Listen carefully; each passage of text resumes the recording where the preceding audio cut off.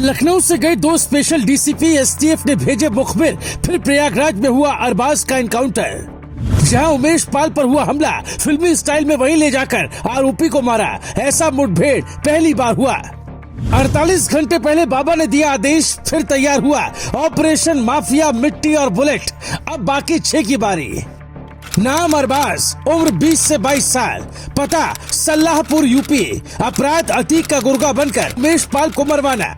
जैसे ही अरबाज की तस्वीर मीडिया में आई, गुजरात के जेल में बंद अतीक भी अंदर तक हिल गया। यूपी में बैठे बड़े बड़े माफियाओं के पैर थर थर कांपने लगे, क्योंकि बाबा के आदेश पर पुलिस ने जो प्लान तैयार किया है वो है ऑपरेशन माफिया मिट्टी और बुलेट। और इसी ऑपरेशन के तहत उमेश पाल केस का पहला आरोपी अरबाज, जो उस वक्त क्रेटा कार चला रहा था, जिसने कार में बैठे बाकी 6 लोगों को सारे सामान मुहैया करवाए थे, उसे यूपी पुलिस ने ढेर कर दिया। ये कार्रवाई भले ही आज हुई, लेकिन तैयारी पूरे 96 घंटे से चल रही थी। यूपी पुलिस पर इस बात का प्रेशर था कि घटना के 4 दिन बीत चुके, लेकिन एक भी आरोपी नहीं पकड़ा जा रहा।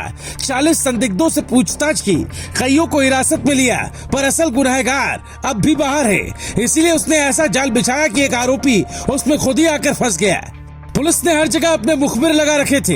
एक ऐसे ही मुखबिर ने सोमवार दोपहर ये बताया कि धूमनगंज के नीवा इलाके में आरोपी अरबाज छिपा हुआ है।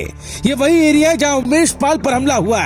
चूंकि आरोपी ये मानकर चल रहा था कि पुलिस अब बाहर तलाश करेगी, तो वो वहां निश्चिंत बैठा था। लेकिन उसे नहीं पता था कि यहाँ ऑपरेशन अरबाज की अलग से प्लानिंग चल रही है। उसके छिपे होने की सूचना मिलते ही पुलिस के कुछ लोग सादी वर्दी में और कुछ बुलेट प्रूफ जैकेट पहने पूरी तैयारी के साथ पहुंचे। अच्छी बात यह थी कि पुलिस की प्रयागराज एसटीएफ यूनिट तो पहले से अलर्ट थी ही। लखनऊ से भेजे गए 2 स्पेशल डीसीपी भी पूरी तरह तैयार बैठे थे। उनके दिमाग में माफिया को मिट्टी में मिलाने का बाबा का आदेश चल रहा था। ऐसे में जैसे ही वो उस जगह पर पहुंचे, आरोपी ने पुलिस को देखते ही बाइक से भागने की कोशिश की, लेकिन जब लगा कि भाग नहीं पाऊंगा तो पुलिस पर ही हमला कर दिया। और फिर तो पुलिस को मौका मिल गया। आरोपी के एक हमले में एक पुलिसकर्मी घायल हुआ, जिसके बाद तो इस ऑपरेशन को लीड कर रहे पुलिस अधिकारी ने उसे ऐसा जवाब दिया कि पैर के साथ साथ उसका सीना भी जवाब दे गया। हालांकि तब भी वो सिर्फ घायल ही था, लेकिन अस्पताल जाते ही उसने दम तोड़ दिया। अब इस कहानी के 6 किरदार बाकी हैं, जिनमें से अगला नंबर किसका होगा ये कहना मुश्किल है, पर इतना जरूर कह सकते हैं कि एक भी आरोपी बचेगा नहीं, क्योंकि प्रयागराज पुलिस कमिश्नर ने पहले ही कह दिया कि ऐसी कार्रवाई करेंगे कि वो नजीर बन जाएगी।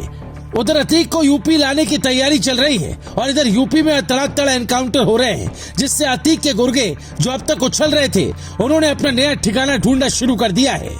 या तो वो तख्ती लगाकर थाने आएंगे और कहेंगे साहब हमें अरेस्ट कर लो, या यूपी छोड़कर भाग जाएंगे। क्योंकि सवाल सिर्फ कानून व्यवस्था का नहीं, बल्कि सवाल यूपी के सम्मान से जुड़ा है।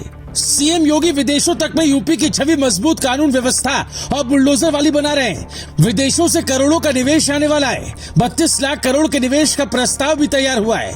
अगर कानून व्यवस्था मजबूत नहीं हुई, अपराधी पहले की तरह तांडव करते रहे, तो निवेशक भागेंगे। इसके अलावा प्रदेश की जनता ने सीएम योगी को जो सोचकर चुना, वो भी उद्देश्य पूरा नहीं होगा। इसीलिए योगी प्रयागराज की घटना के बाद से काफी गुस्से में है और उनके आदेश के बाद पुलिस ऐसे एक्शन मोड में दिख रही है, जैसे लग रहा है इस बार एसटीएफ सिर्फ पूर्वांचल नहीं बल्कि पूरे यूपी से माफियाओं का सफाया करके ही मानेगी। हालांकि कार्रवाई के इस तरीके के बाद कई लोग कह रहे हैं कि अच्छा हुआ, जबकि कुछ लोगों को पुलिस की पॉलिसी अच्छी नहीं लग रही। आपको ये तरीका कैसा लगता है, आप हमें कमेंट में बता सकते हैं। लेकिन उससे भी ज्यादा जरूरी आपके लिए जानना है कि अगला नंबर किसका आने वाला है। वो बात अलग है, मौत बताकर नहीं आती, पर इस बार ये तय है कि क्रेटा कार में जो बाकी के 6 लोग सवार थे, उनमें से कोई न कोई अगले कुछ दिनों में पुलिस के हत्थे चढ़ेगा, जिसे मिट्टी में मिलाने का पुलिस प्लान बनाएगी। और फिर उसने गलती की तो उस पर बुलडोजर की जगह बुलेट चलेगा। Bureau report, global Bharat TV.